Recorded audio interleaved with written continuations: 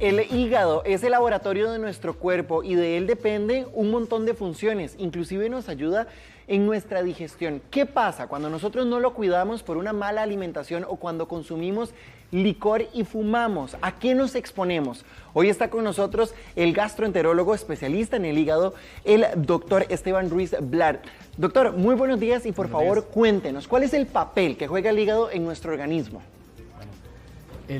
El hígado es un órgano que tiene una multiplicidad de tareas, hace muchas cosas que van desde el metabolismo de las grasas, los carbohidratos y las proteínas, el mantenimiento muscular, así como la desintoxicación de muchas de las diferentes sustancias que se absorben desde el intestino grueso y delgado y que pasan a través de la circulación por el hígado, que se convierte en un gran filtro que nos previene de ciertas enfermedades por microorganismos o derivados tóxicos, así como la acumulación de ciertas otras sustancias que si llega a pasar de cierto nivel nos pueden dar problemas. El hígado se encarga de eso. Ahora, si usted quiere hacerle una pregunta al doctor, ingrese por favor a nuestro Facebook, el Facebook de Giros, y ahí usted le va a poder hacer las consultas que usted quiera para que el doctor las conteste acá completamente en vivo. Estamos también en vivo en nuestro Facebook de Giros. Doctor, ¿qué ocurre si nuestro hígado se enferma o se intoxica, como diríamos popularmente? Bueno, el hígado, por ser un órgano con tantas tareas, con tantas funciones dentro del organismo, puede enfermarse de diferentes formas. Hay enfermedades que son agudas, que conocemos coloquialmente como las hepatitis, por ejemplo. Para citar algún ejemplo, la hepatitis por virus A, que de vez en cuando escuchamos en las noticias, que hay un brote en una escuela, en una institución pública, en un barrio, es por un virus, es una hepatitis por el virus de la hepatitis A. Hay otros virus que afectan al hígado, hay otras sustancias tóxicas como el licor que afecta al hígado y pueden dar manifestaciones agudas, donde el paciente se siente con un malestar general, desanimado, fatigado, usualmente acompaña una coloración amarillenta del cuerpo que suele verse principalmente o más fácilmente a nivel de la esclera, que es la parte blanca del ojo, y el paciente por lo general consulta por estos tipos de cambios. También está la enfermedad crónica, la enfermedad que es silenciosa, que va atacando al hígado de a pocos, que no es algo que nosotros notemos porque, como digo, es silenciosa y va acumulando daño en el tiempo. El paciente no se siente mal, no tiene ningún dolor particular, tampoco se pone amarillo, y de una que va y una que viene en un examen de sangre, por ejemplo, que se hace en el EVAES o en el médico de cabecera, le salen las plaquetas bajas, o bien le sale algún trastorno en las pruebas que llamamos pruebas de función hepática. Es como se daría cuenta. Exacto, unas bilirrubinas un poco más altas, transaminasas alteradas, una fosfatasa alcalina, que son las sustancias que usualmente vemos en el laboratorio específico del hígado alterado, o bien se hace un ultrasonido por cualquier otra causa, incluso por estas famosas campañas de salud que se hacen en muchas empresas o a nivel de la seguridad social, y le sale una alteración morfológica del hígado. El hígado empieza a hacerse más pequeño, se vuelve con unos contornos irregulares o empieza a cambiar la volumetría, es decir, la asociación entre el lóbulo derecho y el lóbulo izquierdo empieza a cambiar.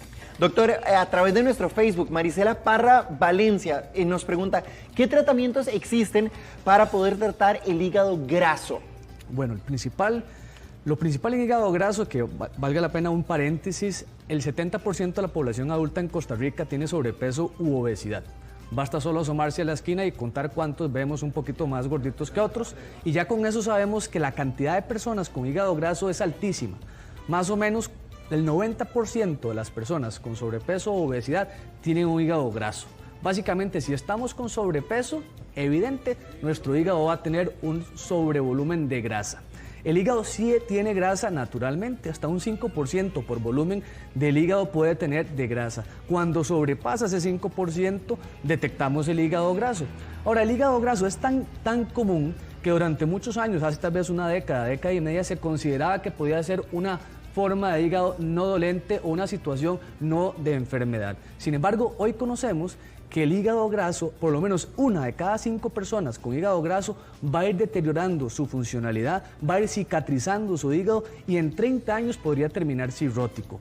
Por lo tanto, si tenemos un 70% de adultos con sobrepeso y obesidad, imagínense la avalancha de hígado grasos que eso implica y la avalancha a largo plazo de aquí al 2050 que implicaría de pacientes con cirrosis y sus complicaciones. Sí, todos los problemas que eso nos traería. Ahora, doctor, igual a través de nuestro Facebook, que le insistimos, ojalá pueda ingresar y hacerle las consultas, Marta González le saluda y dice que si hay algún medicamento que nos pueda ayudar a cuidar el hígado de forma preventiva, no solo para el hígado graso, sino para las enfermedades que usted ahora mencionaba, mencionaba, Sí. silenciosas. Sí, bueno, hay varias cosas que se pueden hacer y no tiene que ver con medicamentos.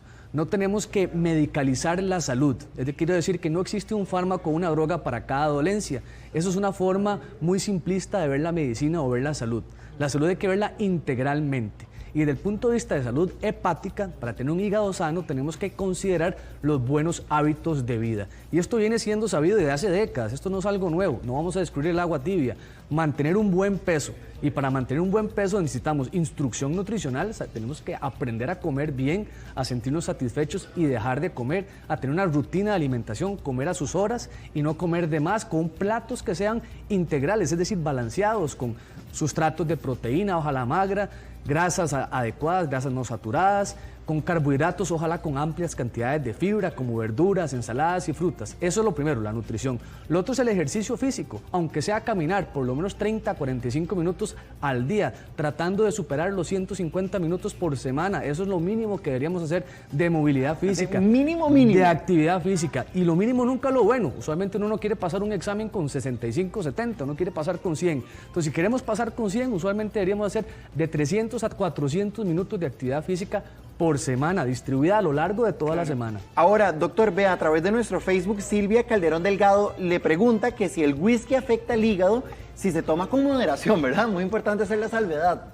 Bueno, lo que pasa es que la moderación viene a gusto del cliente, ¿verdad? Entonces, no hablamos de que el consumo de licor sea sano. No existe trago o licor sano para la salud. El mejor trago es el que no se toma. Es decir, el licor no tiene ninguna ventaja para el físico.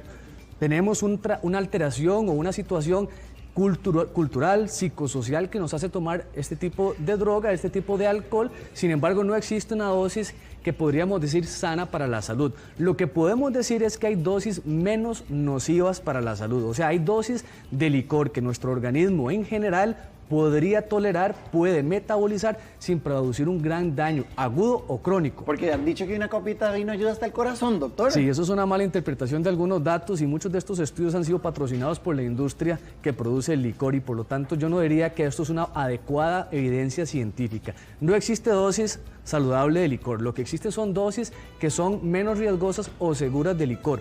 Para el hombre, hasta 40 gramos por día de licor, que viene siendo entre 3 y 4 cervezas al día máximo, no acumulables.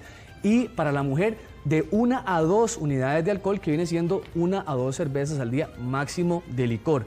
No acumulables. No acumulables, porque hay una cosa que conocemos como el atracón de licor o el binge drinking en inglés, que por ejemplo sucede mucho en gente joven, que lo vemos que son gente funcional, que estudia y trabaja, pero llega el viernes o el sábado por la noche y se tomó toda la cuota de la semana. Y piensan que porque solo un día a la semana, eso no les va a hacer mal al hígado. O sea, que tomarse el six-pack el fin de semana, o 2 six-packs, o los 5 gin tonics que están muy de moda hoy por hoy, no les va a hacer mal al hígado. Y eso es peor incluso que tomar a diario. Doctor, Patti Sol dice, quiero saber cómo trato el síndrome de Gilbert. Me dicen que no tengo cómo tratarlo y me afecta el hígado específicamente. Muy importante, es una consulta muy frecuente en las clínicas de hígado de la Seguridad Social y a nivel privado. El síndrome de Gilbert deberíamos conocerlo como condición de Gilbert. Y para dar una analogía muy ilustrativa, a las personas con ojos claros o las personas con pelo rubio, que son polimorfismos dentro de toda la genética del ser humano, no los tratamos. Los rubios no es una condición médica, los pacientes con ojos azules no es una condición médica.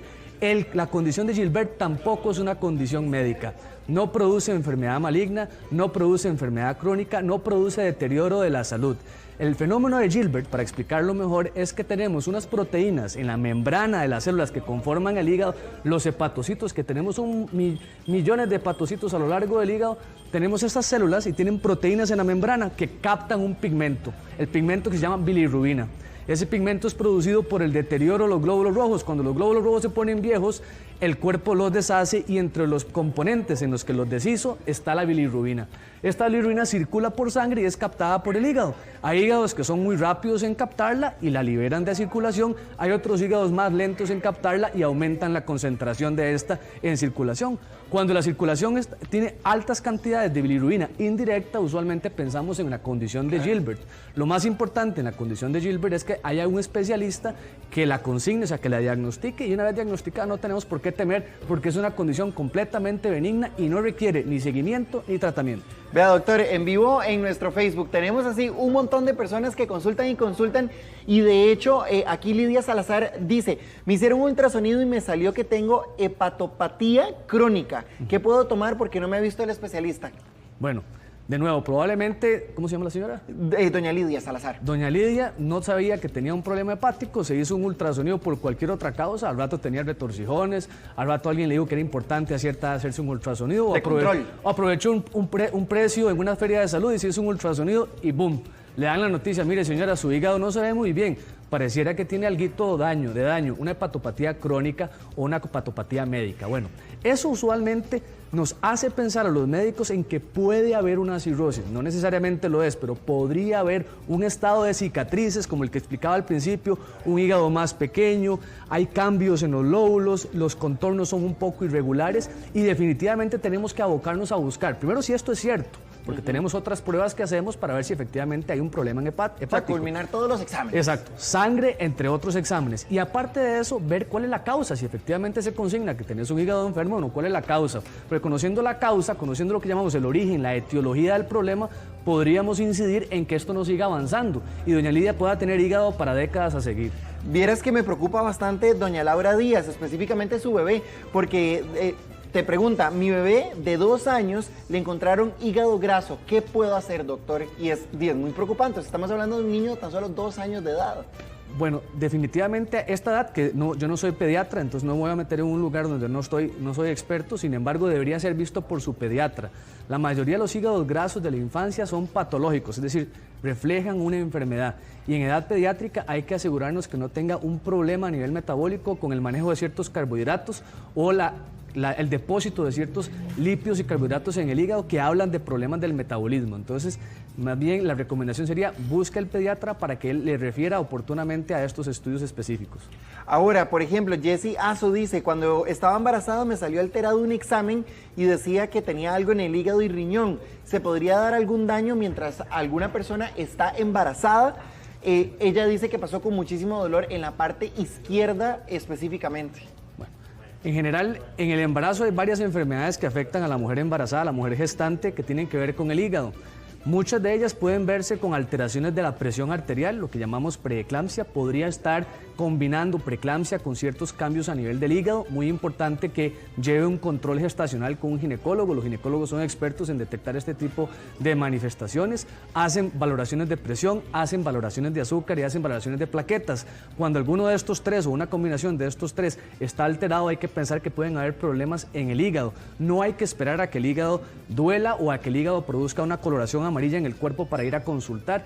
Por eso es importante el control gestacional. Ahora, con respecto a lo del riñón, no podría decirle que hay una asociación directa entre el daño del hígado que puede suceder en el embarazo con algo renal. Más importante sería, si ya ve que hay algo en el riñón, como por ejemplo proteínas, no vaya a ser una preeclampsia y esta se puede asociar a diferentes hallazgos en el hígado, vayan de su ginecólogo para que la ponga en control. Doctor, Lucila pregunta que cómo puede uno identificar que tiene hígado graso. La identificación, no vamos a sentir prácticamente nada. En general, el hígado graso es un síndrome que tiene muy poca manifestación. Síntomas o signos son pocos. En realidad, el paciente se da cuenta muchas veces porque va a hacerse un ultrasonido de rutina, de investigación o por cualquier otra causa. Me dolía un poco el abdomen y hice un ultrasonido y me salió graso. A veces también lo consignamos porque vamos a hacer exámenes de rutina, sobre todo a nivel de la Seguridad Social. Nos hacen unas pruebas de hígado y salen levemente alteradas. A raíz de esa alteración, hacemos un ultrasonido y es el radiólogo el que nos indica que hay grasa en el hígado. Ahora, pero muy importante, es silencioso, no nos da síntomas. Usualmente el paciente con hígado graso camina por la calle como cualquier otro sin ningún problema o manifestación y es hasta que se hace exámenes que se da cuenta. Por ello la importancia de tener contacto con los médicos. Usualmente si sos hipertenso, padeces de dislipidemia, triglicéridos, colesterol, problemas de glicemia o diabetes, Desde el momento del diagnóstico, recordar que el hígado puede dañarse en el contexto de la diabetes, de la hipertrigliceridemia, de la hipercolesterolemia, de los problemas de presión y entrar en contacto con el sistema de salud. Y si estás en un buen estado de salud y no has tenido ningún diagnóstico, siempre y cuando mantengas un buen estilo de vida, pues no habría necesidad de estarse chequeando el hígado. Claro, trae un montón de consecuencias, ¿verdad? De atrás. Ahora, GBCB nos pregunta, ¿los niños pueden tener problemas del hígado? Todos, desde nacimiento hasta a edades mayores, podemos tener problemas del hígado. El hígado graso es uno de tantos problemas. En edad pediátrica, como le refería anteriormente, todo hígado graso en edad pediátrica debe ser investigado por pediatría. Ahora hablaban, ¿verdad?, de una cirrosis y se hace la asociación con el alcohol, pero puede llegar una cirrosis y no precisamente por el consumo de alcohol. Sí, claro. Más o menos actualmente decimos, y son estadísticas, digamos, a mano alzada porque no tenemos datos específicos, pero podríamos decir que en Costa Rica entre el 50 y el 60% de los cirróticos son por causa alcohólica, es decir, por ingestas abusivas de alcohol o por el desorden abusivo de la ingesta alcohólica. El resto, que son más o menos el 40 a 50%, o sea, casi la mitad, tienen diferentes etiologías. Una y la más importante, que probablemente refleje el 80% de este grupo, es el hígado graso. La manifestación silenciosa que va acumulando daño y al término de 20, 30 años tenemos un hígado cirrótico. Hay otras enfermedades genéticas como la enfermedad de Wilson, la hemocromatosis, la primera es por cobre, la segunda es por hierro, enfermedades también de transmisión genética como ciertas enfermedades pediátricas que nos pueden producir acúmulos de diferentes depósitos de diferentes sustancias en el hígado o incluso, por ejemplo, las hepatitis virales por virus B y virus C, que son menos frecuentes en nuestra sociedad. Claro, Vale Redondo dice, en los exámenes de sangre aparecieron las enzimas del hígado alteradas. ¿Eso qué es? ¿A qué se refiere? ¿Cómo debo cuidarme? Bueno, lo primero es que tiene que ir al médico para ver exactamente cuáles de las enzimas salieron alteradas y si esa alteración es algo agudo, que mejoró con el tiempo o se mantiene. Si se mantiene en un segundo laboratorio, hecho usualmente entre 1 y 3 meses después del primero, habría que hacer estudios. ¿Cuáles? El primero, ultrasonido. Muchas veces tenemos pacientes que llegan a saber que tienen un problema del hígado simplemente porque se hicieron un examen, como te digo, en una feria de salud o en un registro de salud a nivel del médico de cabecera y sale con la bioquímica hepática alterada. Ese es el único signo, ni siquiera sienten ninguna dolencia, no están cansados, no se sienten mal, simplemente una química alterada nos dio el punto de inicio para estudiar el paciente. Bueno, doctor, entonces a cuidarnos, ¿verdad? Por supuesto. Es impresionante lo que se calla el cuerpo, ¿verdad? Y después podría traer terribles consecuencias. Él es el doctor Esteban Ruiz. Mucho gusto. Doctor. Encantado. El placer nuestro.